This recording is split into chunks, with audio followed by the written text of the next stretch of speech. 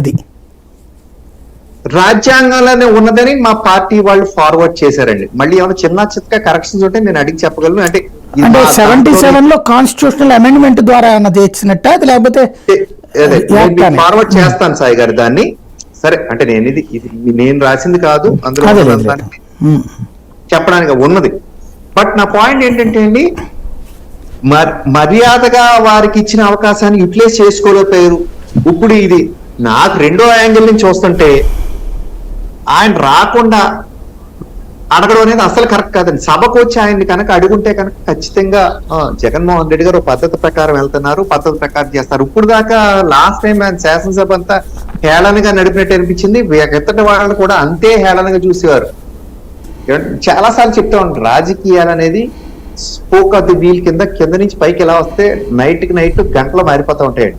So ఎప్పుడు ఎవరితో అయినా సరే చాలా హుందాగా రెస్పెక్ట్ తో ఇవ్వాలి, మాట్లాడాలి. మా పార్టీలో ట్రైనింగ్ లో చెప్తుంటారండి, మేమైతే బిహేవియర్ అలాగే ఉంటది, ఎప్పుడు ఎదటి వాళ్ళని కించిపెట్టకుండా ఉండాలని.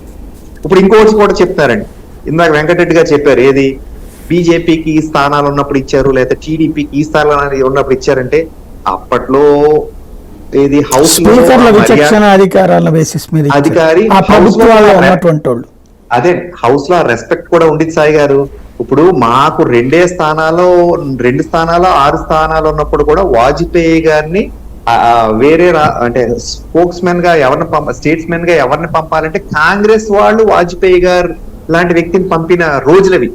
మరి ఆ రోజులకి ఇప్పటికి ఎలా మారిపోయిందంటే ఆ విధంగా మారిపోయింది. ఇప్పుడు ఏది ఒక ఎమ్మెల్యే కూడా బూతులు తిట్టేస్తున్నారు, ఒక స్పోక్స్ మెన్లు వచ్చి ఏది వ్యక్తిగతంగా నోటికి ఎంత వస్తే అంత ఎదటోళ్ళు మాటలు మాట్లాడేస్తారు, మనిషి అనే గౌరవం మర్చిపోయి.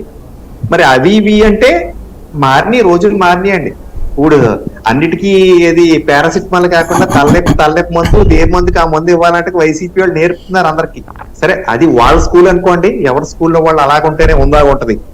ఇప్పుడు ఇవన్నీ ఎందుకు అడుగుతున్నారంటే అన్నిటికన్నా దీని వెనకాల ఉన్న కారణం ఏంటంటే ఇప్పుడు వాళ్ళ కేసులు వాయిదాలు స్టార్ట్ అవుతున్నాయండి.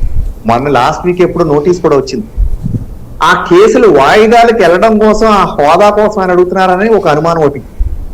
ఇప్పుడు ప్లస్ క్యాబినెట్ కూడా హోదా కూడా వస్తే కొన్ని ప్రత్యేక సెక్యూరిటీ అవకాశాలు కూడా వస్తాయని ఆయన చూసుకుంటారు. ఎందుకంటే ఇప్పుడు చూసారు కదా, వేళ పేపర్లు వేసారు, SSGలు స్పెషల్ సెక్యూరిటీలు ఇవి ఎలాగున్నాయని.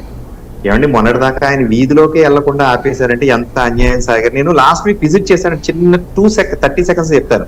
ఆయన వీధిలో అపార్ట్మెంట్లు కట్టుకున్నారు సాయి గారు. అపార్ట్మెంట్లు 4 ఏళ్ల నుంచి అందరికి వెళ్ళనివ్వట్లేదండి. ఎందుకంటే ఆ వీధిలో సీఎం గారు చెప్తే ఎవరు రాకూడదండి. ఇప్పుడు నా ఓపెన్ టు పబ్లిక్ వెళ్ళకపోవడం కాదులేండి, అది వెళ్తారు, వెళ్ళేటప్పుడు ఐడెంటిటీ చూపెట్టాలి. ఈవెన్ చంద్రబాబు గారు ఉన్న ఇంటి దగ్గర హైదరాబాద్ లోనైనా వెళ్ళేవాళ్ళు అక్కడ తెలిస్తే గనక రోజు ఫేస్ చూసే వాళ్ళని పంపిస్తారు.